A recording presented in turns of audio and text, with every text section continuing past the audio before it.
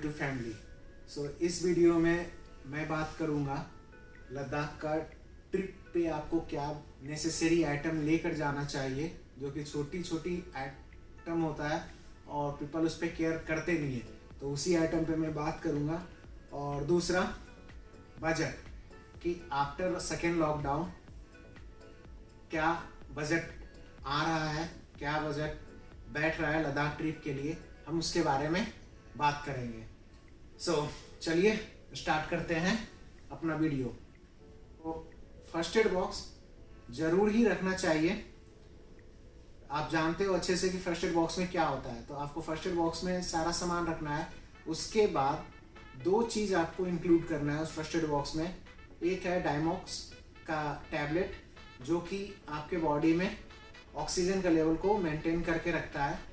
और क्योंकि आप लद्दाख जा रहे हो तो काफ़ी हाई पर है वो, तो ऑक्सीजन का वहाँ पे डेफिनेटली प्रॉब्लम होने वाला है ब्रीथिंग में। तो डायमॉक्स आप एक रखना, जो कि बहुत ही काम आने वाला है। और दूसरा इलेक्ट्रोड पाउडर, जो कि आप कभी भी लो फील करो या फिर एनर्जी लेवल डाउन है, चक्कर सा आ रहा है, तो आप पानी में मिला के उसे पी लो, तो आपको अच्छा लगेगा, आप अच्छा महसूस करोगे फिर उसके पीने के बाद।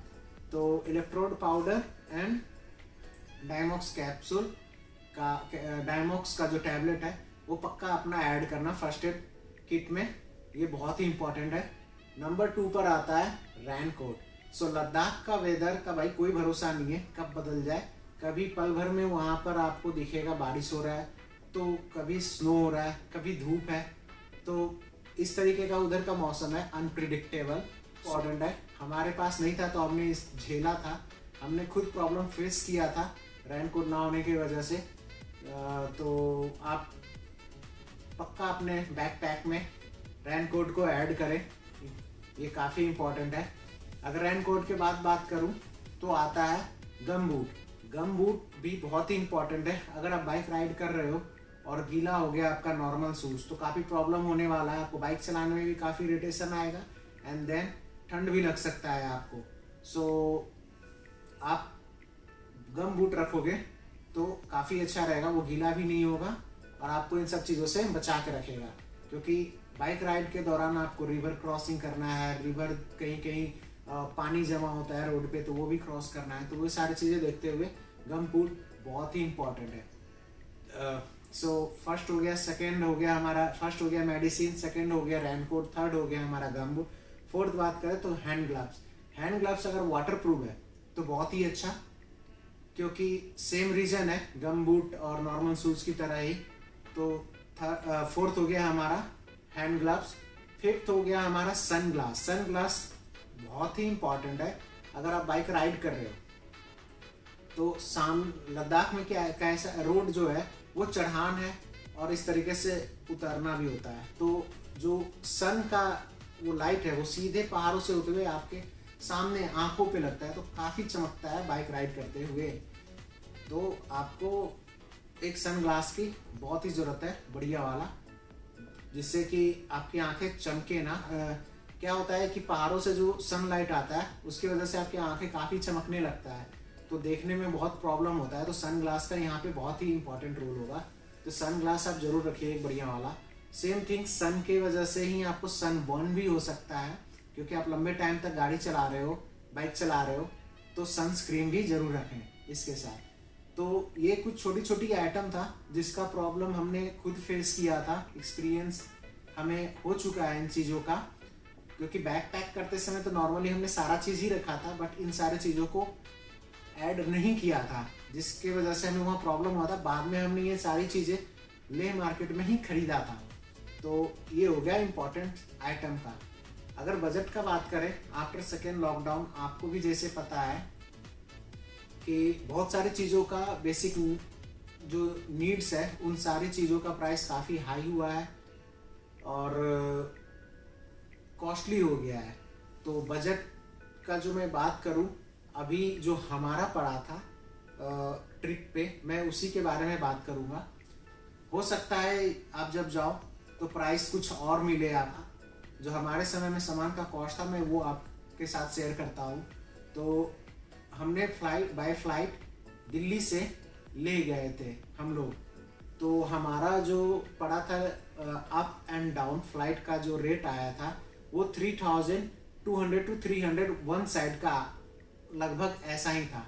तो अगर आप बोथ साइड देखोगे अप एंड डाउन फ्लाइट्स का, तो आपको अराउंड हमारा जो मेरा पड़ा था वो पड़ा था 6600 के आसपास। इसके अलावा अगर आप देखोगे चीप में, तो आप बाय बस भी जा सकते हो। जो HRTC का बस चलता है दिल्ली टू ले, जो कि भाया आपका चंडीगढ़, कुल्लू, मनाली होते हुए, कीलोंग होते हुए आपको लेह की तरफ जाता है। और इस रूट में आपको एक दिन का कहीं भी नाइट होल्ड करना पड़ेगा। मैक्सिमम चांसेस होता है नाइट होल्ड का कीलोंग में, तो कीलोंग में आपको होल्ड करना पड़ता है। तो टोटल जर्नी अगर देखा जाए तो 52 आवर का बनता है बाय बस, ठीक है। इसमें आपका नाइट होल्ड इंक्लूड है। अगर नाइट होल्ड निकाल देते हो तो अराउंड 32 to 35 के बीच में आपका जर्नी आवर होता है बाय बस। अगर बस का किराया का बात करें तो 1382 रुपीज के आसपास आता है।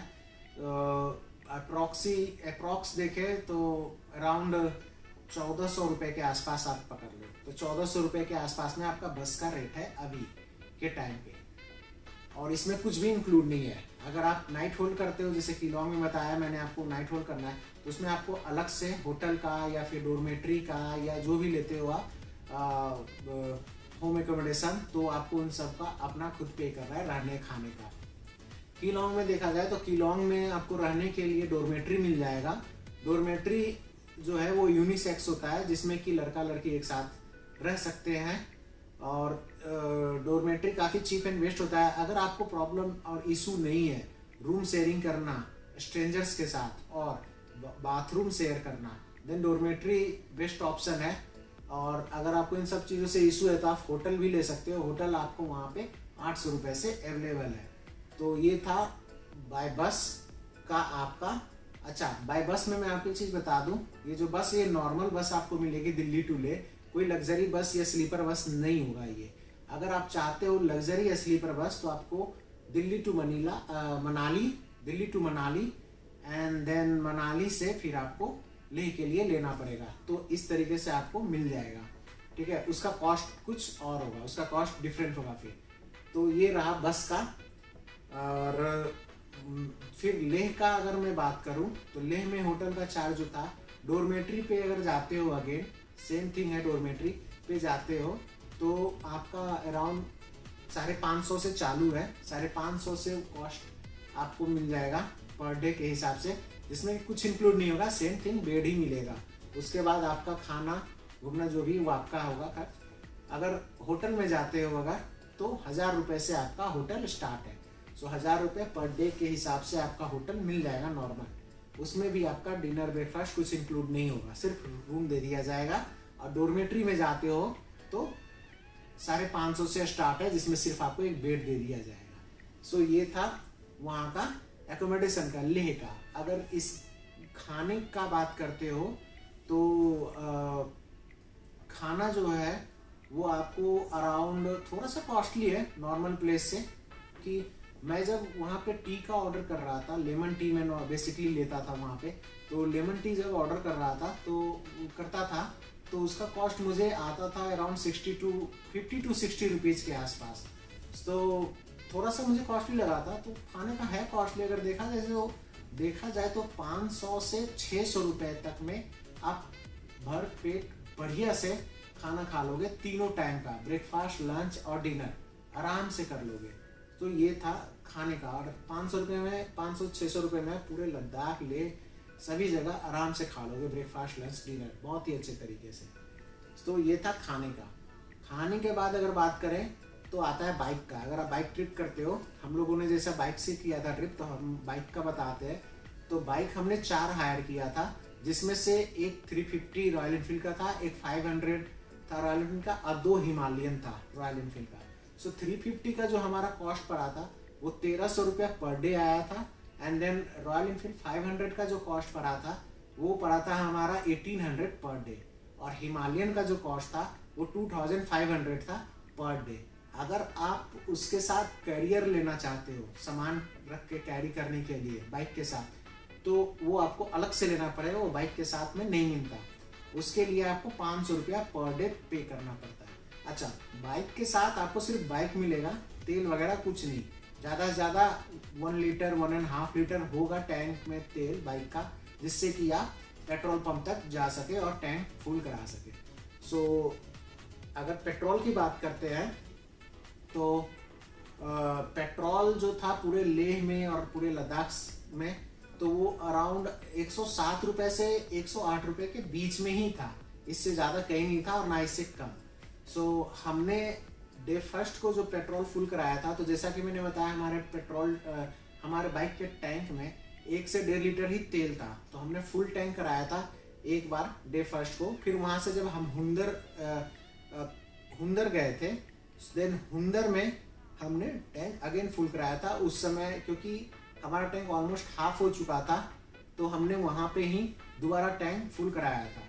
सो एक बार ऑलमोस्ट जीरो से फुल टैंक कराया था, और दूसरी बार में हाफ टैंक से फुल करवाया था, और 5-5 लीटर का 2 कैन लिया था, जिसमें कि हमने पेट्रोल लेकर कैरी किया था for in case emergency. So 10 litre extra petrol हम अपने साथ कैरी कर रहे थे 4 बाइक के लिए।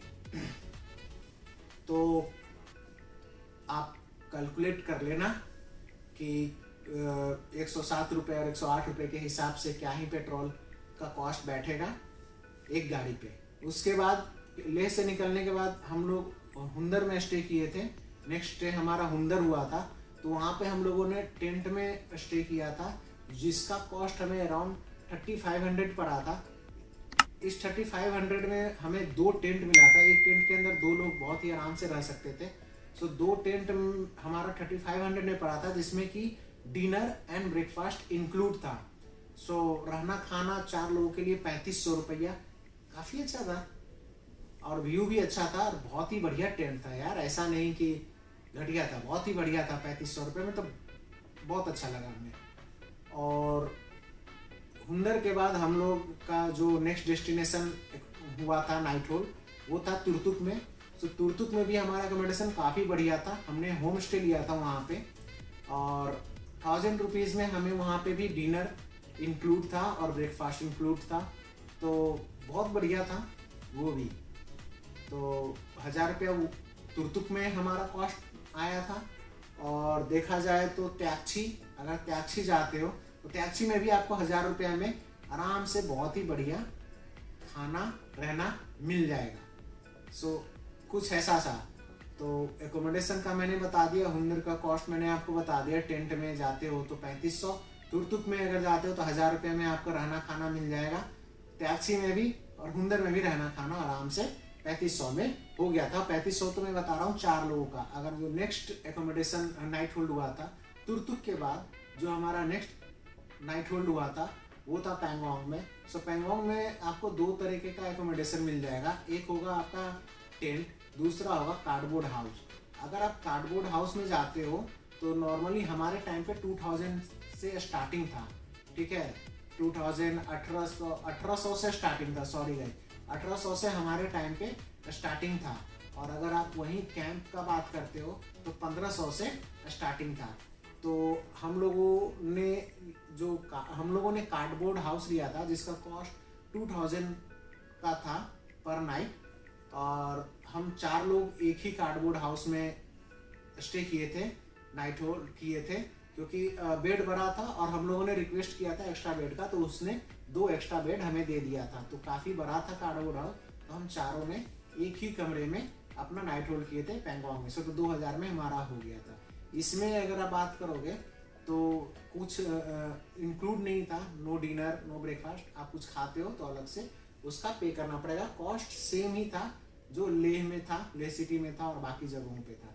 सो कॉस्ट खाने का ऑलमोस्ट सब जगह सेम ही था। तो कुछ इस तरीके का था एकोमोडेशन और खाना इन सारी जगहों का, जो मैं जगह जगह का आपको प्लेस वाइज बताते गया, रहना और एकोमोडेशन का कॉस्ट।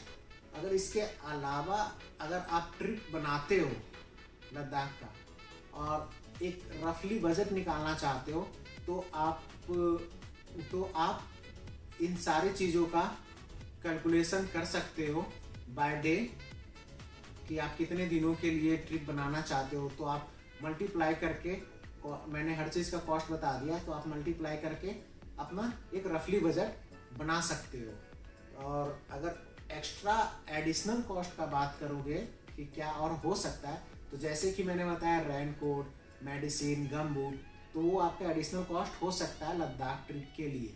जैसे कि रेन कोट आप लेते हो तो 1500 से 1000 रुपये के आसपास में आपको बढ़िया रेन कोट मिल जाएगा। गम बूट की बात करते हो तो 350 से 400 रुपये के आसपास में आपको गम बूट भी मिल जाएगा। और मेडिसिन भी आप पूरा फर्स्ट एड किट बना सकते हो 500 से 1000 रुपये के बीच में। और बाकी तो सन ग्लास वगैरह है तो वो आप देख लेना। ग्लव्स की बात करोगे तो वो भी आराम से 250 रुपये में मिल जाएगा, इजीली अवेलेबल है। तो ये आपका एडिशनल थिंग्स है जो ऐड हो जाएगा। विंटर क्लोथ तो वैसा है नहीं, आप नॉर्मल जो अपने एरिया में विंटर क्लोथ यूज करते हो सेम विंटर क्लोथ आप यहाँ ला सकते हो, आपको कोई प्रॉब्लम नहीं होगा। तो कुछ इस तरीके का हमारा था लद्दाख ट्रिप का बजट और खर्च, जो हमारा बेसिक खर्च, नेसेसरी और बेसिक खर्च जो था लद्दाख ट्रिप के लिए। अगर आप पर्सनल खर्च का बात करते हो तो पर्सनल खर्च तो आप कुछ भी कर सकते हो, शॉपिंग में, पार्टीज में, तो वो तो उसका कोई हिसाब किताब नहीं है भाई, वो तो अपने ऊपर है। तो आप एक रफली आइडिया अब निकाल सकते हो मैंने जो आपको प्राइस बताया हर जगह का कि कहाँ पे क्या कैसा प्राइस है, तो उस हिसाब से आप एक अपना रफली आइडिया निकाल सकते हो। अगर आप ट्रिप का प्लान कर रहे हो लद्दाख का तो आप उसके हिसाब से एक बजट बना सकते हो। सो उम्मीद करता हूँ आपका जब भी ट्रिप बने लद्दाख का वो काफ़ी अच्छा हो, मेरे से भी ज़्यादा मेमोरेबल ट्रिप हो आपका। सो चलो, बाय बाय, टेक केयर।